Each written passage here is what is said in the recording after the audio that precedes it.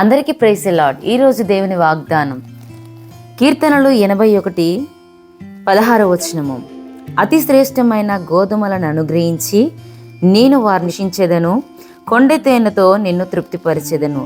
ప్రియ దేవుని బిడ్డ, ఈ లేఖన భాగాన్ని మనం చూసినట్లయితే మనకు ఆశీర్వాదకరంగా ఈ వాగ్దానం కనబడతా ఉంది. కొండెతేనతో మనని ఆయన తృప్తిపరుస్తానని వాగ్దానం చేస్తూ ఉన్నాడు. సాధ్యము కాంది సాధ్యమైంది దేవుడు మనకు సాధ్యపరచడానికి సిద్ధంగా ఉన్నాడు. మార్గము లేని చోట దేవుడు మనకు మార్గమై ఉంటున్నాడు. ప్రియ దేవుని బిడ్డ, అవకాశము లేని చోట దేవుడు మనకు అవకాశాన్ని కలగజేయబోతున్నాడు. కొండ తేనె తీయడం అనేది అది అసాధ్యమైనప్పటికీ దేవుడు మన కొరకే సాధ్యపరిచి మన జీవితాలను తృప్తిగా మార్చబోతున్నాడు.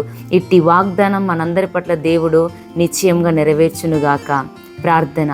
మమ్మల్ని మిక్కిలిగా ప్రేమిస్తున్న నా ప్రియ పరలోక రాజా, నీకు వందనాలయ్యా.